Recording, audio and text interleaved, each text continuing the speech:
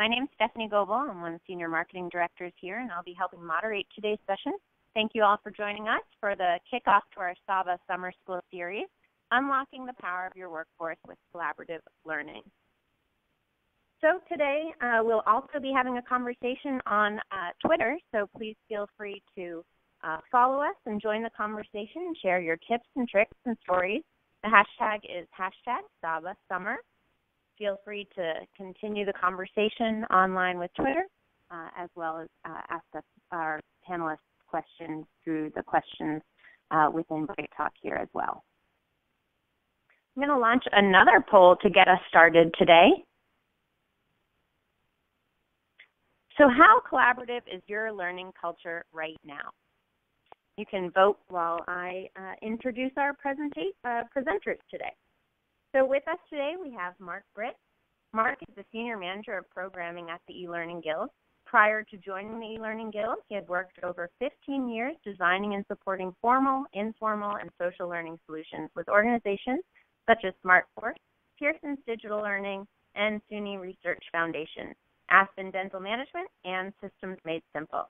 His work and writing have been highlighted in the books Revolutionize Learning and Development, Performance and Innovation Strategy for the Information Age, and the Social Learning Handbook.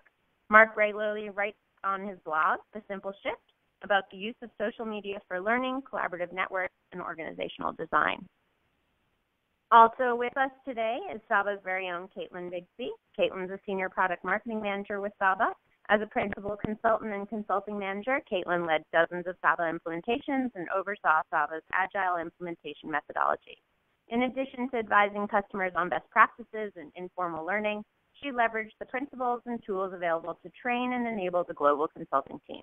She's an experienced talent management professional with almost 20 years experience with two of the industry's leading software vendors.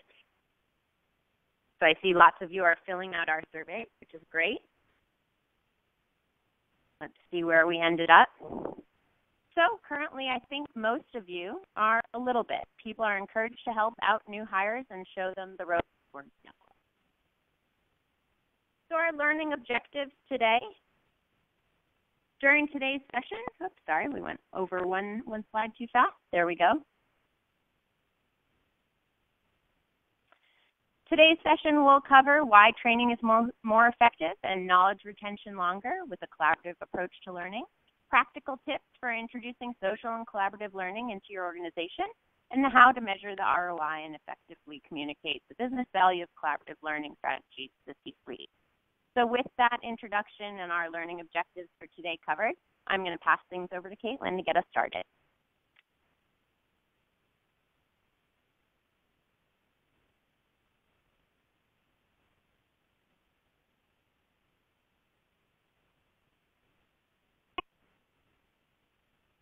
Caitlin, are you there? You might be on mute. If you want to go off mute for a sec. Thank you. Thanks, everybody. Thank you for joining us. I could see from your votes on the very first question that most of you can already see the power of collaboration and informal learning. You identified that by and large as where you got your most learning from. And we're also seeing here in these poll results coming in that you're ready to start engaging in it. That most of you are in the early phases. We have a couple of early adopters who are out in front, but everybody's getting ready. So we hope that we'll find our presentation useful and give you some tips to continue to grow. So the first, just like to identify, what is the value of collaboration? Why do you want to do this? At SABA, we believe so much in the power of collaboration that we embedded it in our learning platform when we redesigned it. Quite a few years ago, we were way out in front, but we're such firm believers in it. We use it both internally, and I have a quote up here from our SABA president, and that's one of the most exciting things he found. I hear him talking about it all the time about our own platform, SABA at Work. It's our intranet, it's our training platform for our internal team. It's how we ask each other questions and learn from one another, and where we share our resources. And I know when Phil came on board, it was an excellent way for him to learn the company and learn the players who knew what and where things took place. We also use our learning platform and our collaboration suite with our customers in our customer community. And if you look at these numbers here, I thought they were really interesting. We post all of our self-paced learning and our job aids on our platform, and certainly 51% of our customers found that valuable. But 60% of our people found that what they really liked about our being able to collaborate was with working with other customers and sharing their stories and getting great ideas from one another. So they actually got more value out of collaborating with other Saba customers than they did out of the education tools that we provided, which I thought was fantastic. So we're really strong believers in it, and we use it ourselves. So with that, I'm going to invite Mark to talk about his position. Mark? Well, thank you, Caitlin. I hope everybody can hear me okay.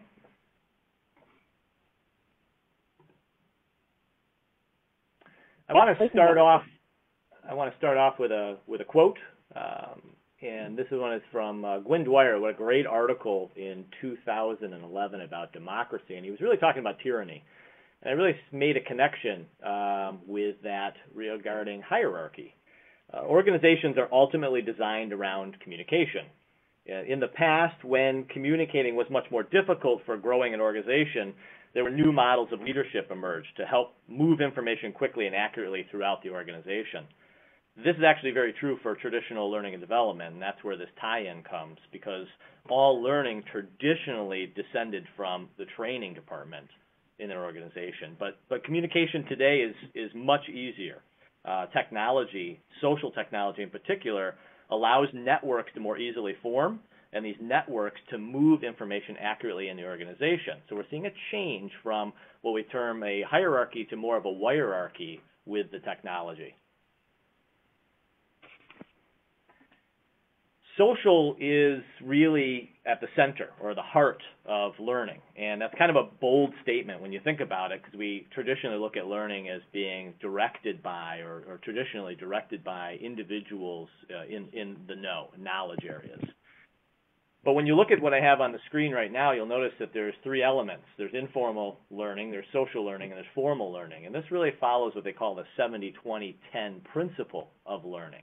The idea that roughly, and don't get caught up in the numbers, 70% of our learning is informal. About 20% is social, and 10% comes from formal learning, from our courses and classes. But it's our ability to observe, reflect, and engage with others that's an opportunity. So what we find is that social actually serves to inform informal learning opportunities, particularly in and through our work. Social connection points people to new ways of working, finding resources, and making sense of information. This is really enabled when people work out loud when using social tools to share what they're doing and what they know. Social also serves to improve formal learning, the training, the courses, by revealing what new knowledge is actually being applied in the work context. L&D can really take advantage of social tools by monitoring better the effect of their learning initiatives and therefore modifying their training programs from that feedback.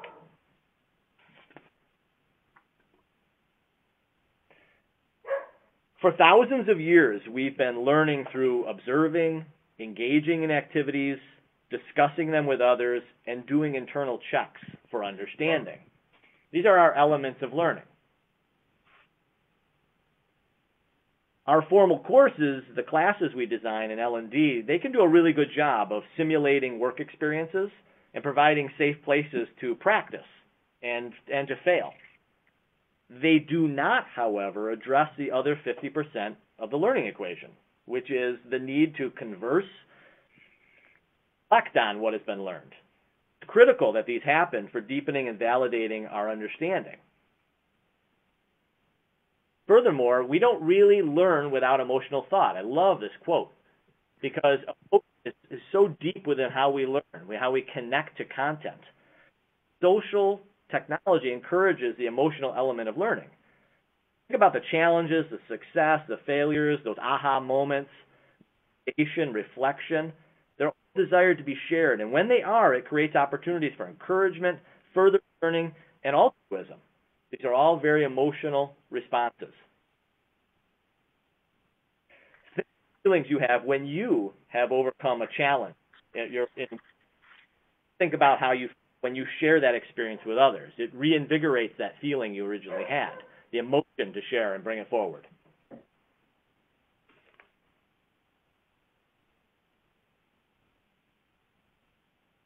The key thing I wanted to bring up at this point in our conversation today is about implementing social learning. We hear that term a lot, implementing social learning. But the fact is, social just is. People are social. We've been that way for 10,000 plus years. It's always been. It's a mistake to say that we implement social or social learning in our organizations. We, however, augment social learning and social behaviors with technology. Social tools do what tools have always done: work easier, expand capabilities, extend opportunities for sharing, collaboration, and community. So the responsibility then is on encouraging and supporting and enabling people to share more openly what they know and what they need.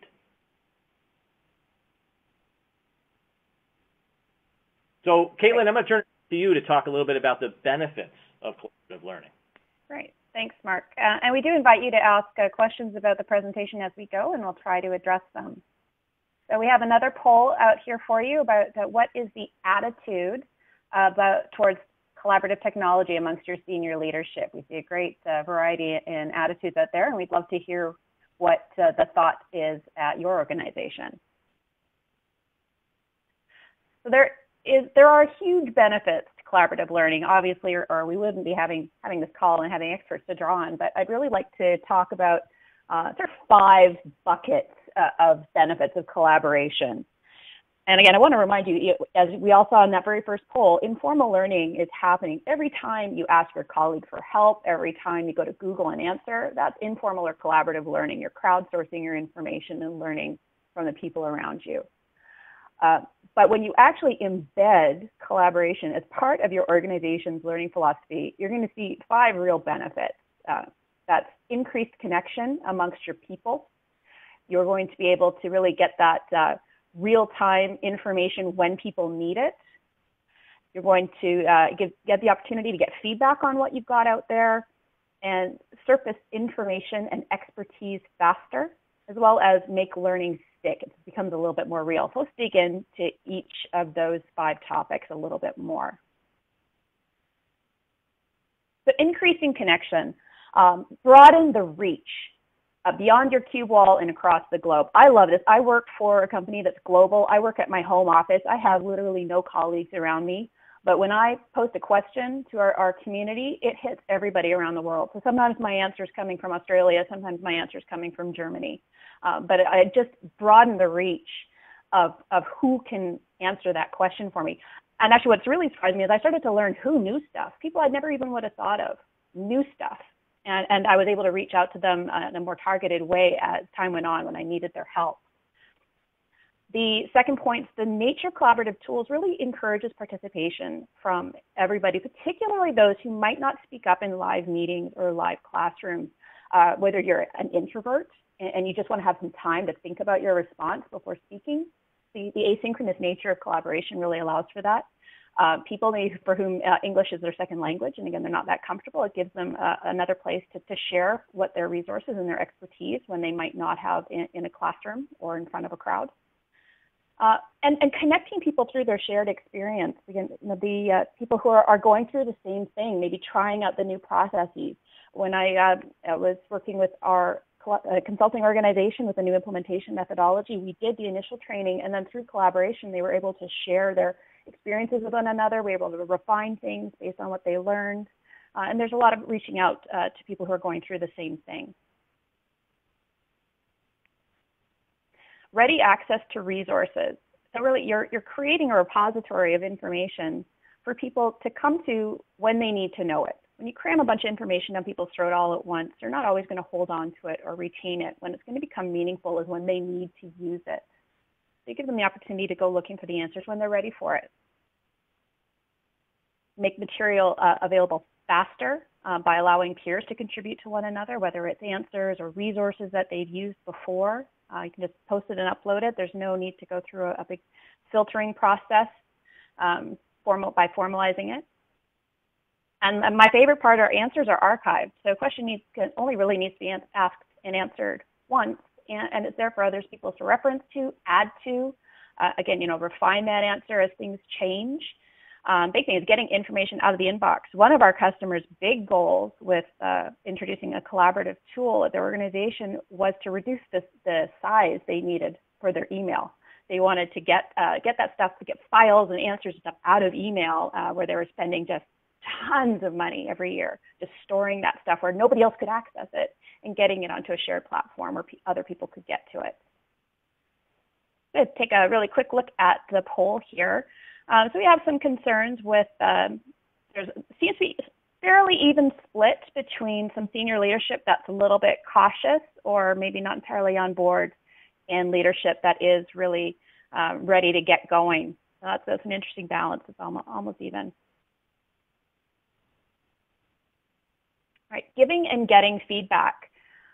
Oh, and when you crowdsource contributions, you're putting it out there so other people can provide their feedback. They can rate it. They say, you know what, this was really helpful to me. Or, hey, you're missing this. I posted a resource not too long ago and I missed something. And I got feedback within a couple of hours and I was able to get a new version up and out there right away. So to the second point, in your role as a learning and development manager, you can see what people think of what you're offering. Are they getting value out of it? Do you need to try something different? Is there a hole that you never were even aware of that you could plug and help people improve their development and their performance?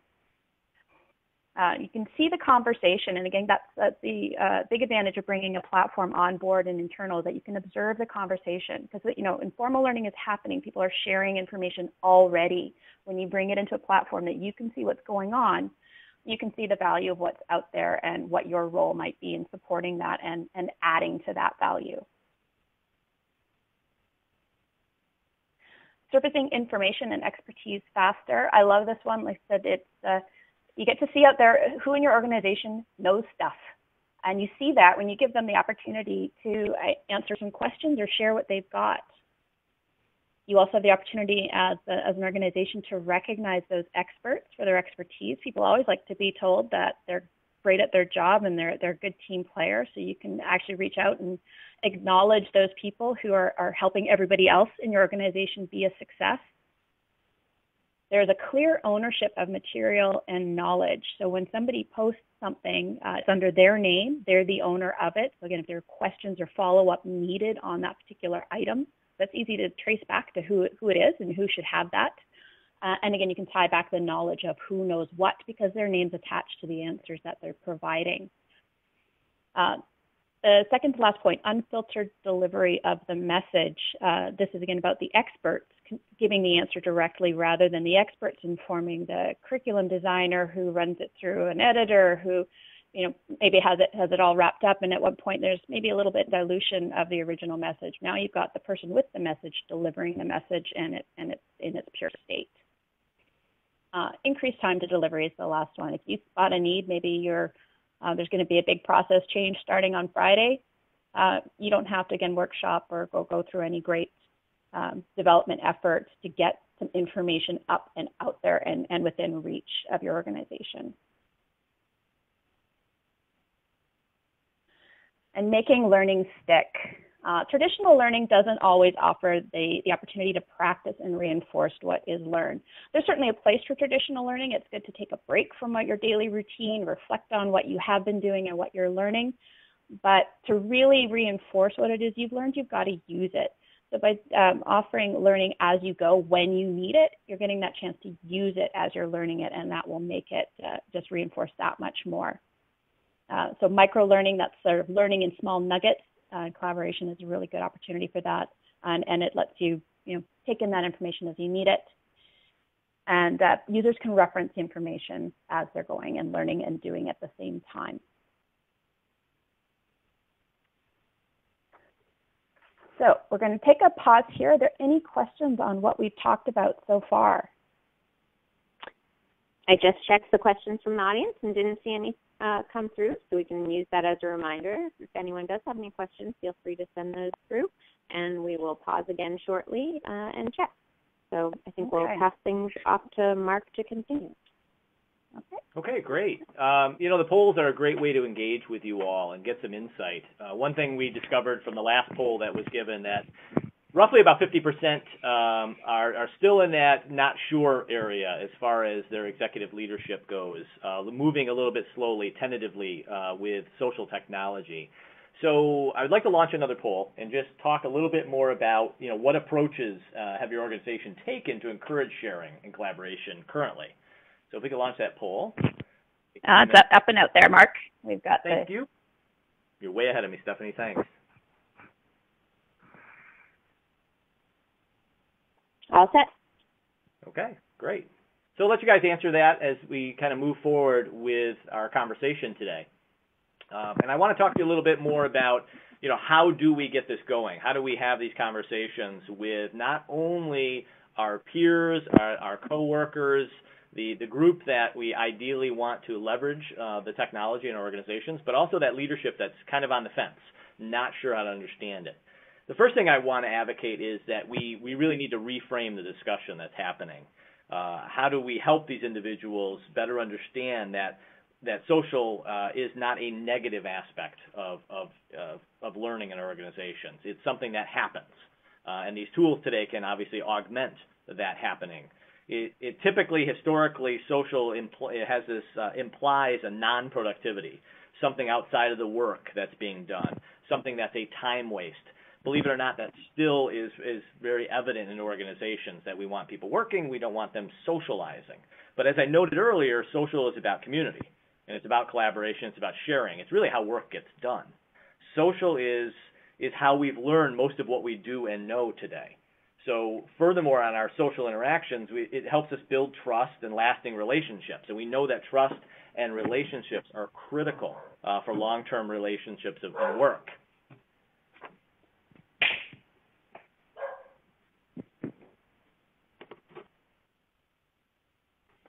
I think, too, that we need to advocate that if you're going to change or lead the social change in your organization, you need to lead it with social.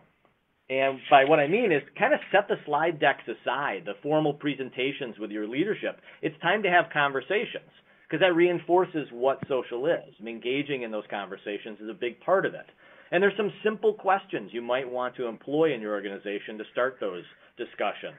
For example, engaging with leaders by asking a question of, how do you continue to grow your knowledge and skills in your leadership role?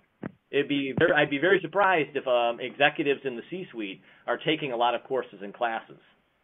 And another question is, when, like we started with the poll, use that. When you think of the last great thing you learned, where did it happen? A classroom, an e-learning course, or did it happen in the work that you do? The numbers tend to pan out where you find that people are, in fact, learning informally and socially more than they are in the formal classes. And what we need to do is obviously augment those experiences to enhance that. We're not investing enough in that aspect of learning in our organizations. Another thing to bring up with your executive leadership is, and actually your workforce as a whole, is social really is frictionless learning. Right? It brings it closer to the work that we're doing. And this is what organizations want. This is what executives want. This is what individuals want. There's very few people out there saying, I can't wait to take a workshop or a class, especially in their workforce. They're looking, obviously, to learn within the work that they do and draw upon those previous learning experiences. It's a continual process, not something we start and stop again. Learning is really a part of our work, not apart from it. So, what you measure is not only what is gained and applied, like behavior change, but it's often, what's reduced.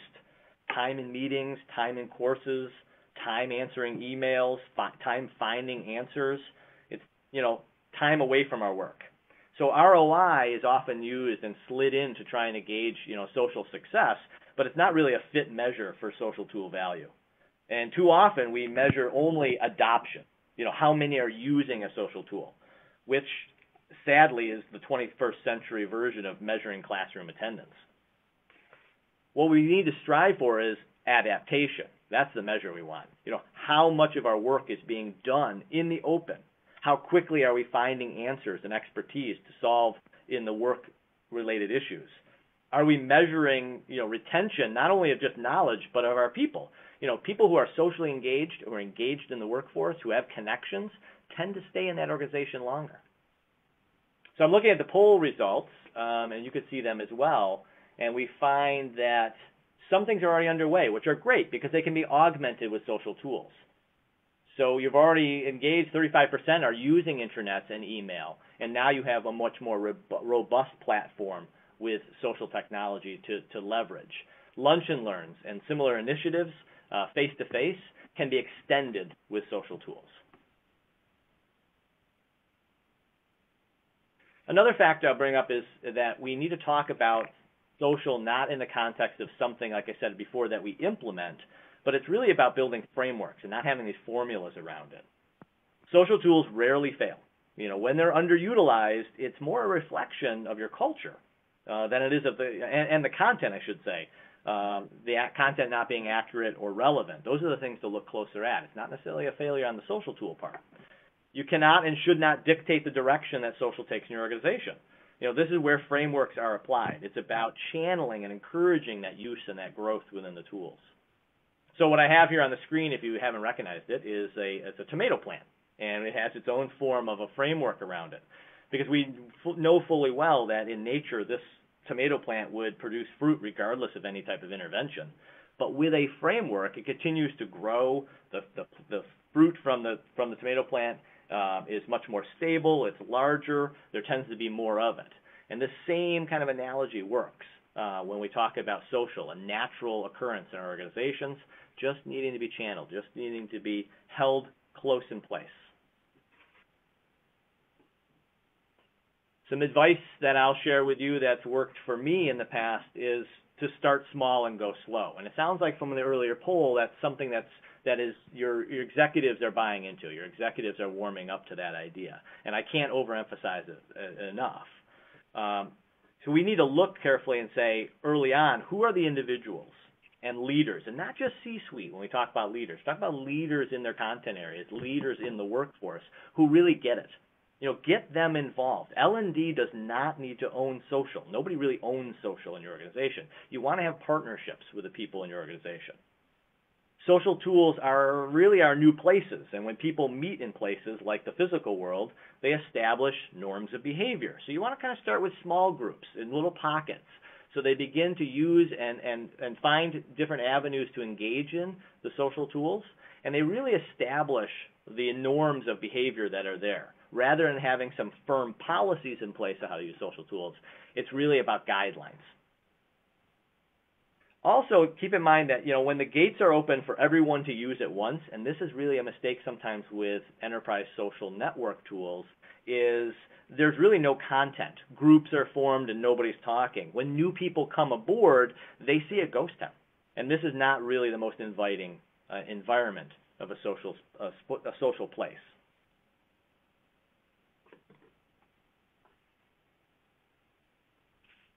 It's important to note that social forms around an object and not the other way around. So you think about objects, they can be things like a party, a cause you care about, a campaign, a project, or a good way to use a social technology is around a problem. Use social technology to solve problems in the organization. Use it as an added means to talk asynchronously, to come together and to collaborate to an end result, a solution. I'd also point that we need to engage the points of least resistance in our organization. It's not always a top-down driven initiative.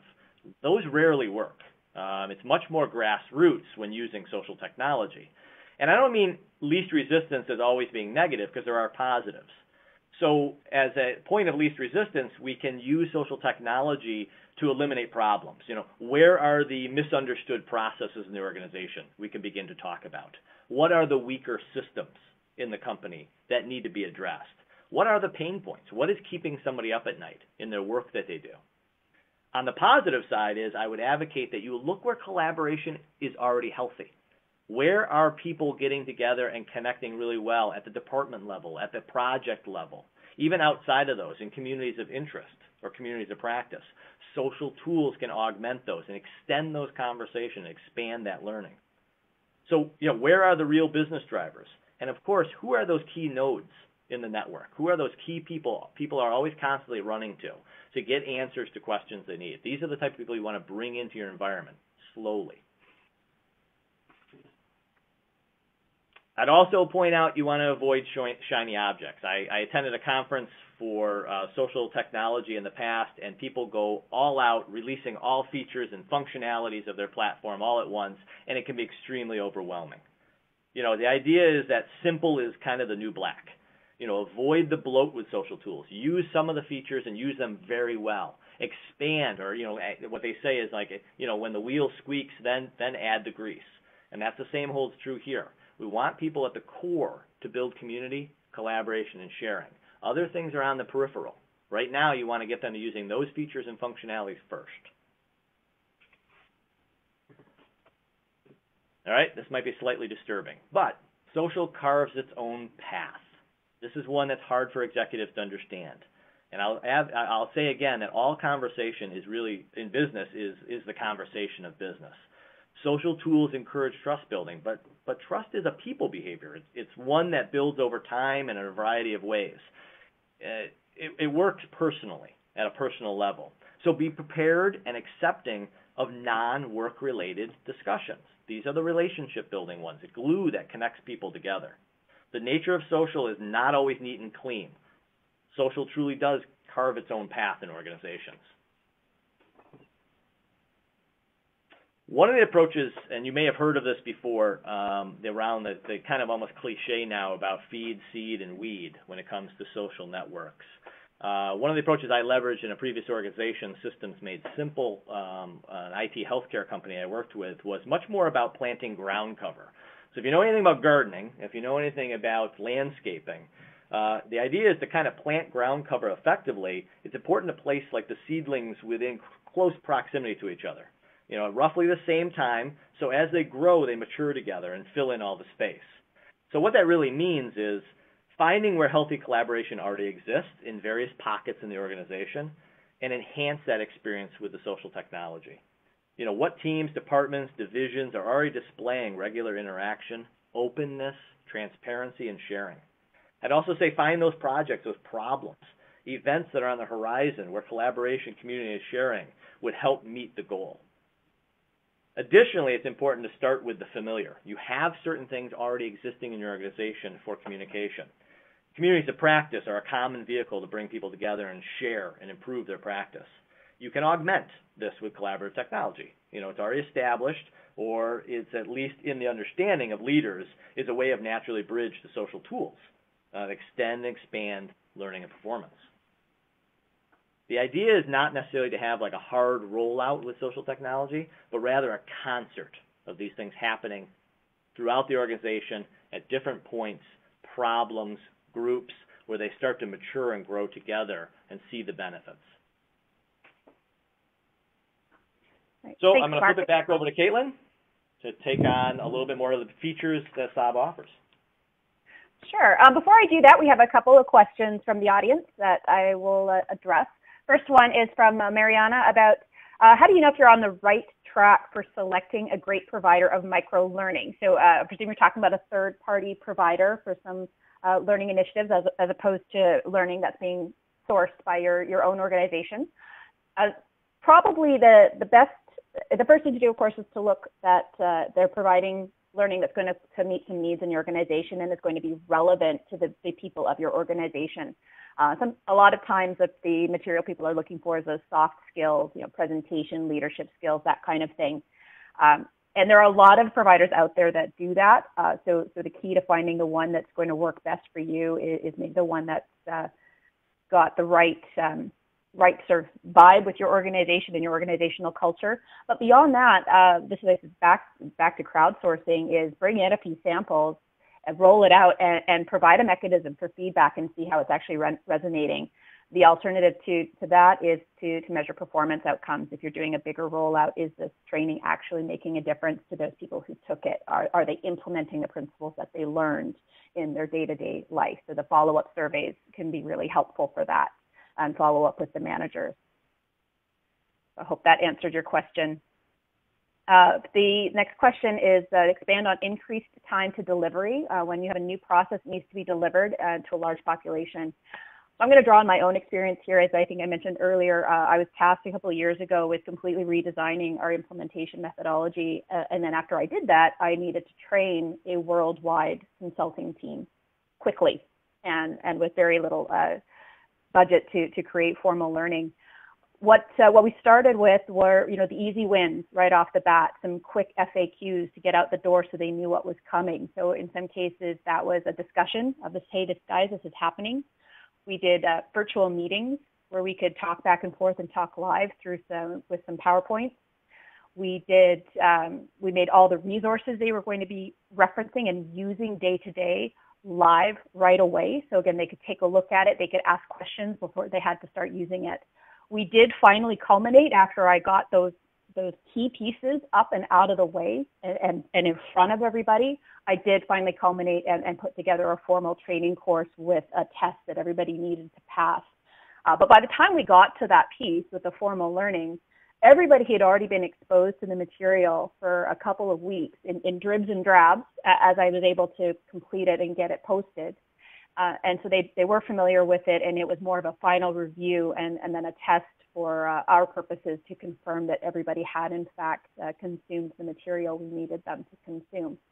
So that's really where we saw the decrease in time to delivery. I didn't need to sit with absolutely everything and finalize all my resources, finalize my training material, finalize my test before I could get it out in front of the worldwide organization. I was able to make things available as I had them, and of course get that feedback as I made it available and roll that into my next session. So I took the questions from my first session and did a follow-up FAQ of all the questions people had asked that I honestly hadn't thought of, and it was good feedback, and it was I realized I had missed a big space, and I really needed to dig into that a little deeper.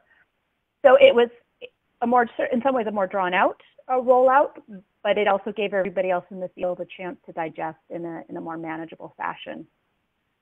And I hope that answered your question. Now, as Mark mentioned, I'm going to run through some really tactical ways that you can introduce collaboration. And of course, I'm showcasing the Saba solution, but these are principles I think that you can apply anywhere and with a solution.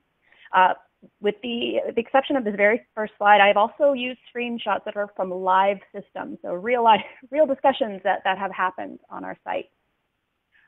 When I work with a customer who's going live for the first time and they want to dip their toes into collaboration but really don't know where to start, I suggest using a wiki. We call them workspaces in Saba, but it's essentially a wiki page. Wikis are an excellent way to bring some information together. It's just sort of an open form. You can embed some links, embed some videos, sort your information, point people in different directions. It's especially good when you're rolling out a new system for the first time. There's a natural fit to say, hey, welcome to your new LMS or welcome to your new performance suite. Here's some things you might want to know about it. And then get some feedback in the comments below. It's a really natural fit. Gives you don't feel like you're releasing the reins and letting everybody do anything they want to. It's a very controlled step into collaboration and informal. The next option is a complete, the other side of this, which is rewarding that kind of collaboration, whether it's just the person who will always pick up the phone and help you, or the person who does, goes around and sits next to people and helps them, or the person who's always answering the discussions that you already have going on. So an impression awards is a really great way for you to say, as an organization, we value this. We value you helping one another and helping our customers.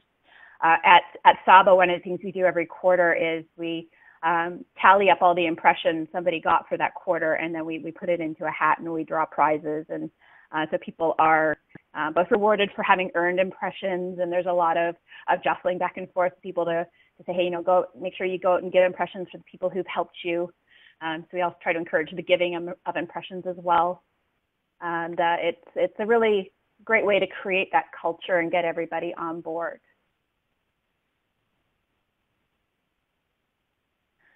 Promoting innovation with ideas. This is basically giving a platform for people to submit their ideas and surface them. We had a customer a few years ago who long had a culture of having, they had ideas of the quarter, they called it. People would email in an idea to their manager, and then the managers would all sit around and look at the ideas, and the best idea for the quarter that, as determined by the managers, would win. Well, when they brought in Saba, they decided to use our idea feature to popularize it. They said the very first idea of the quarter session that they did collaboratively, transparently on their social platform increased participation 4 times over, just that one change. Plus, he said the ideas were so much better because you got the first person to ask an idea, and then people added their thoughts on the idea and refined it, and it was a huge success. We like it for us in our customer community. This is how our customers request enhancements, and again, our product management team is able to not only see the original enhancement, but to see the votes and the stars and the comments of other customers who go, "This is a great idea. It would be even better if." So it really crowdsources innovation, which is fantastic, and again, very, very easy to implement, even if it's a small step of where we want to rename our intranet. Let's have some ideas and some votes. That's a very easy step in. Discussions with experts is probably the most natural fit, and that is to tap a few experts on the shoulder and say, hey, we're going to open a couple of threads on maybe with IT, a place for people to go if they have some questions about your IT systems. And wouldn't it be great if your IT people could just be on board and answer some of those questions? You can have discussions with staff members following a staff meeting and follow up on the notes and the minutes from the meeting. But it just, again, have a couple people ready to answer. That's the way to really keep it vibrant, keep it from being kind of a ghost town. And then you'll start to see that back and forth and create long ongoing threads with a lot of invaluable information that can be referenced. I'm just going to pause for a second. We do have a couple of questions. If these features that I'm talking about are for the cloud. For Saba Cloud, yes, we offer these features in our Saba Cloud product versus our Saba Enterprise product. Our Saba Enterprise product does have a certain level of collaboration, but not all of these features. And then other questions about whether Wiki integrates with formal documentation procedures and standards. It's not, there's not embedded controls in the Saba Wiki tool, but you can certainly have policies that govern the tools, the usage and the standard around it to make sure that they're used in the way that falls in line with your own organizational guidelines.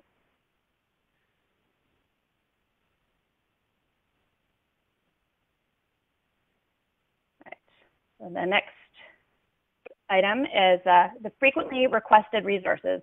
Again, probably one of the easiest ways that you can leverage collaboration is simply by making available things that people need, things that people ask for. These 2 screenshots here are, again, from our live internal system. We post our policies, our time off policies, our vacation expense policies up and out there every time there's a new version. We just update it. So again, I know who owns the document. I know who to ask questions. If I have a question about the new policy that's out, I can just add it in the discussion, and then I know it'll get back to the person who can get me an answer. I mentioned earlier that I posted a document not too long ago that had an error that was called to my attention, so you can see that in the background there. I posted a new version, thanked everybody for bringing it to my attention. And just above that, that was the same day our email went out, but rather than everybody flooding IT support with when is it going to come back up, what's happening, there was just a couple of quick discussions in our community. Everybody was kept informed, and we were able to centralize and see from what other people were asking and the answers that they were getting.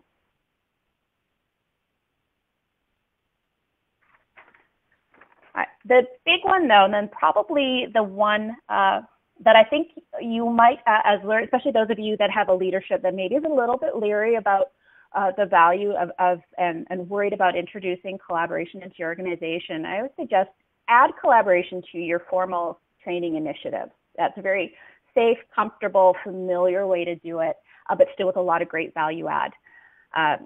For example, take those materials that you're training people on and just make them available. If you're training everybody on your new time and expense system, take all those job aids or whatever that you've provided during the formal training and just put them out there so that anybody can come and grab them when they need them. Maybe have some discussions about the training with some SMEs that can offer additional feedback.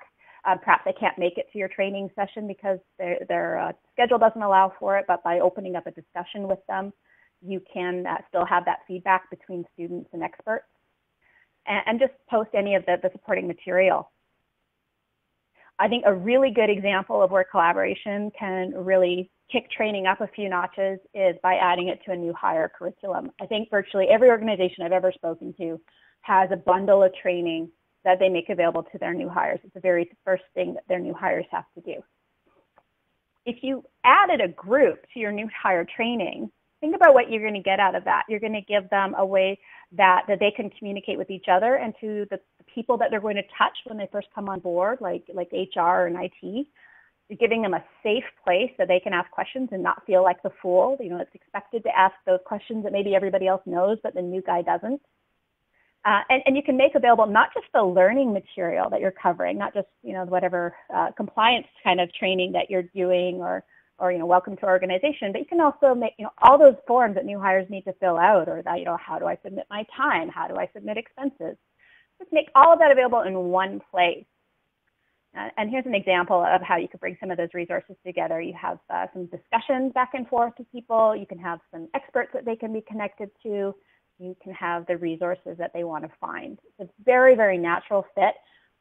And in my experience too, that once you do a little bit of this and people get comfortable with it, all of a sudden you're going to have people going, you know what, I could use this to manage my weekly council meetings, or we're doing a new project over here and I could really make use of a group. It starts to grow very organically once you give people a little taste of what's possible. Do we have any questions about what I've covered so far? I see there's a question about whether this will be available to listen to again, and yes, we will be making recordings available. All right, my final slide on this topic. When I talk to, again, learning and development managers, for some of them, there's a bit of a concern. It's like, what does this mean for me and my career? First of all, you know, formal training is not going away. Compliance training is probably one of the biggest drivers in this business. People need to offer formal training. You need to be able to say, these people took this training on this date and these are the topics that we covered. Not going away. But it is going to expand and it's going to change and it's going to open up. And if you can think of your role in a collaborative learning space as being sort of like a resource curator. So you're going to be soliciting feedback, you're going to be responding to feedback, you're going to be identifying trends, looking for the experts to add and inform the discussions that are going on, looking to pull people in and facilitate participation. Listen, I put that in quotes, but you listen, observe when you observe the conversations that are going on, you'll be able to spot the gaps and spot your successes too. You'll be able to see, you know, back to the earlier question about how do I know I have a good content provider, if you're listening in on the chatter about the people who've taken that course, you're going to get a sense of whether you've got the right one. You'll be able to make valuable information and reference material available as you have it, maybe because you're developing it, or maybe because you came across it, and really allow and for encouraging communities of practice that maybe are outside of your own jurisdiction, but they can run. They can run on their own, and just with you providing the expertise. There's still a lot of purpose to your role and a lot of great additional value that you can be offering. All right, do we have any questions at this point? No? Okay, Mark, over to you. Yeah, I think it's a great opportunity to summarize, Caitlin, what we were talking about with everyone, and it is the fact that, you know, L&D must shift. I mean, these tools, this transparency, this growing openness is not going away. It's definitely more of an opportunity for L&D to expand its skills into areas of helping people understand how to build and maintain networks in their organizations and outside their organizations. You know, it's really being that key node in the network, in the company network as it is. This is the key going forward, is how we serve in L&D to connect people to people and connect people to the right resources. And I also want to point out too that what Caitlin mentioned was really critical in terms of the formal learning pieces and getting those out in your social tools so people can use them immediately. But as I noted in the beginning too, it's about getting that formative feedback, if you will, on those materials and the value of those materials, something that in the past wasn't easy to do, and now you have a better opportunity to continue to improve formal learning. Mark, we have a question. Do you have anything you want to add to the question? Oh, yeah, let me read it real quick. So that middle management has this fear of things getting out of hand or on an internal social media, socializing the wrong information, not work-related content, and how do you overcome middle management's fear of social learning?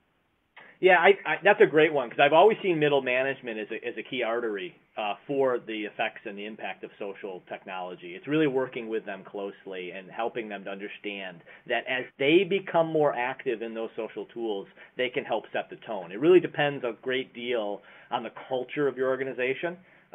So if they have fear, then there's more of a control aspect. And they have to allow certain levels of interaction and play to take place in these. We see it all the time in consumerism, consumer social media. It's really about sharing and building relationships. The idea too there that they mentioned about sharing the wrong information. One of the things that's been happening all along is that is happening right now, and social tools at least shed a light on it so it can be addressed. I mean, this happened in a previous organization, around some of our policies in regards to managing one's time on projects. It was misinformation that, until the social tool was present, could not have been corrected. They need to see the positives and how they can use these tools to actually improve some of the things that are already happening right under their noses, but they can't see it. Yeah, I was going to argue that the transparency of having an embedded social tool is probably the biggest value that you can get, because the collaboration is still happening. You don't know, middle managers don't know what emails are getting sent between colleagues that might have misinformation. If you get it out there public, you're much better chance of catching that misinformation. And as for inappropriate behavior, sorry, Mark, inappropriate behavior, I've never once observed it or heard of it in a formal site. People are very cognizant of the fact that their name is attached to everything they post. People think twice. That's so true, Caitlin. I want to add to that point real quick, and not to drag this too much longer, but I think what happens is, in our previous organization, we never put moderation on, and people get it now. We're 10 years into social tools, and they understand this out there in the outside the organization. I'd also advocate that you think about guidelines in your organization, not policy around social tools. It's really about guidelines that are positive, the ones that state what you can and what you should do to kind of guide them in positive directions using the tool, not necessarily the ones that sound prohibitive of what to do in the social tool. Yeah, really great point. Thank you. All right, some of you have already noticed that I've opened up the next poll, which is about how do you currently measure success of your training initiatives. I'm going to leave that open while I talk for a little bit. We're going to discuss how to measure success, because as some of you identified, that's one of your barriers to rolling out collaboration, which is how do I show that this is actually worthwhile? And I think we need to think about measuring success.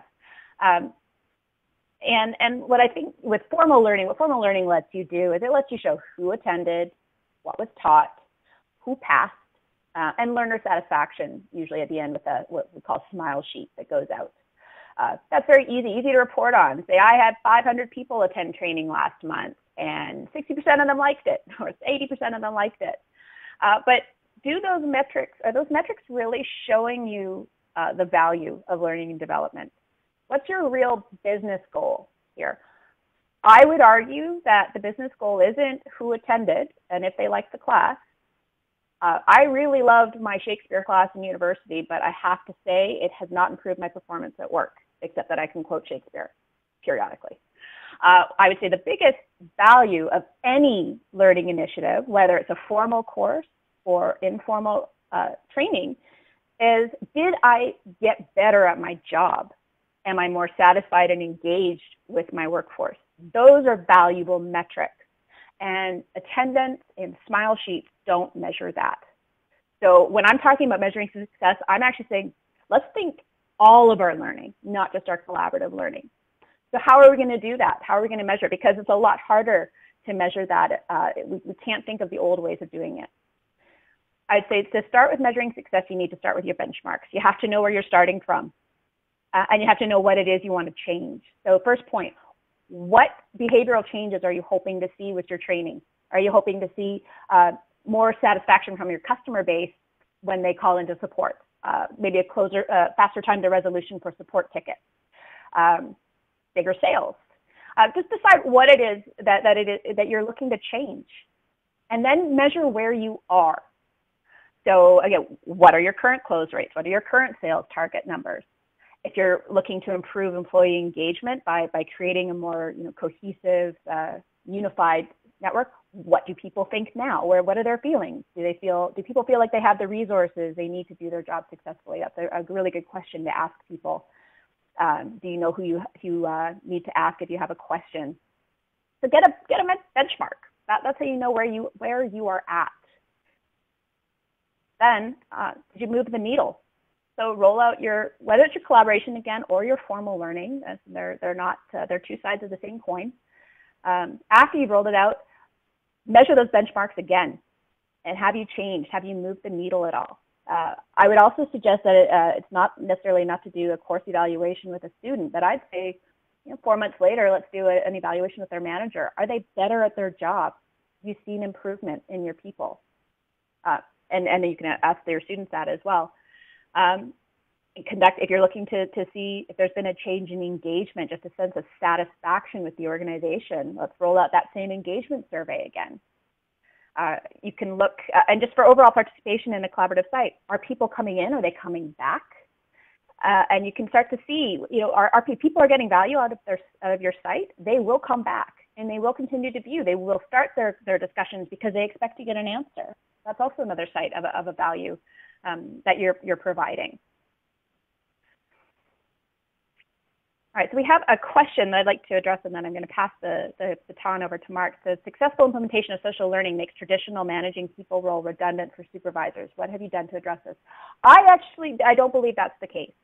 I don't believe that collaborative learning really makes managers redundant. There's still a lot of day-to-day management and people management and feedback. What I do think is that successful implementation of social learning makes a manager's job easier. They're able to get their people the support they need. If they can't provide the answers, they're better. They know that there's a place for them to go. They can get the feedback on their employee performance. If you're at a place that's using impressions and feedback, you get a better, more holistic picture of your workplace and can address responses. Mark, do you have something to add to that?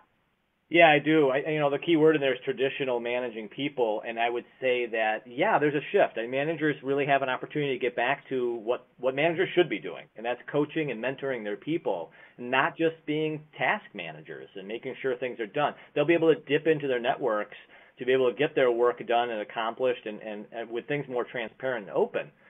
Managers can now return to what a role they should be doing, and that is growing their people. Yeah, okay, great. All right, so Mark, you have some slides that you'd like to close us out with, so why don't you take that over? Yeah, I think a lot of people are here, you're in getting involved with more of social technology and the social experience and how it engages in learning. And one organization I worked with in the past that really changed a lot of the way I thought and did the work that I was doing at Systems Made Simple was the 70-20-10 Forum. And I asked you to kind of explore their site. They have a really robust community. I discovered it about 3 years ago and started really engaging a lot of their resources, their webinars, their podcasts, the various tools they had to really engage this conversation with the workforce and with leadership. So, again, just let me highlight a few things that you might find at the forum of value. Really kind of talking about 70-20-10, that social component, informal learning, and where formal really sits in the organization. They provide a lot of tools and resources. You don't have to go this alone, and leverage some of these as really practical tools around, checklists and mitigation guides to overcome some of the barriers that are present. Really looking at the performance consulting model that we in L&D are shifting towards, and helping to develop other people's capabilities to help out with this transformation in your organization.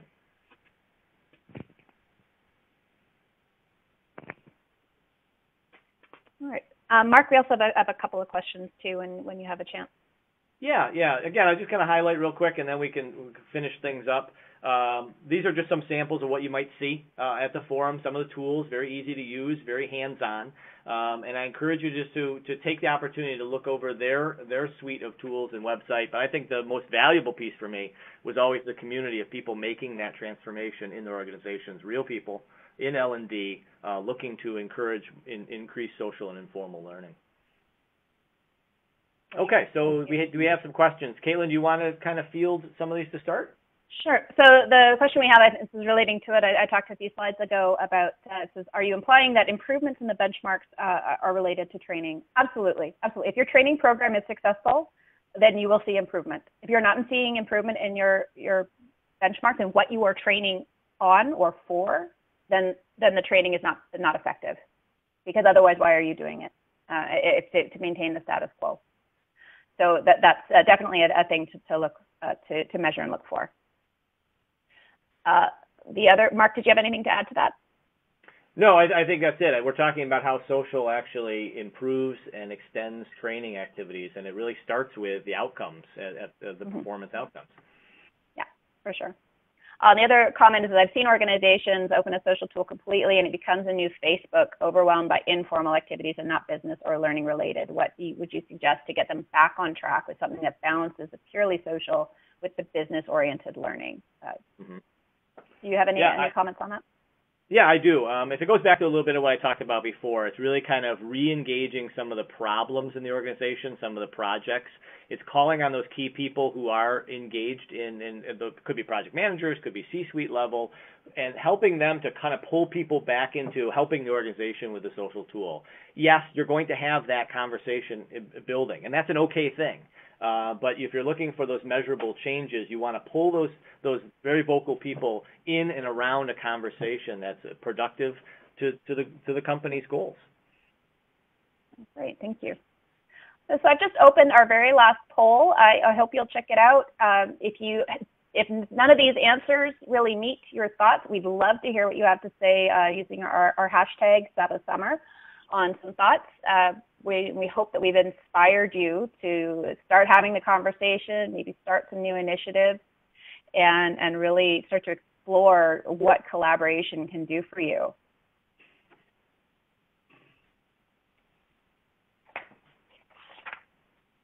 So you can follow up with our co-presenter, Mark.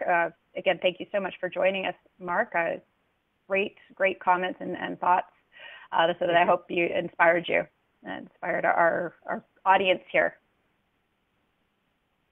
Thanks, Caitlin. And again, thanks everybody for joining us today. Special thanks for both Mark and Caitlin for sharing their time and their insight with us.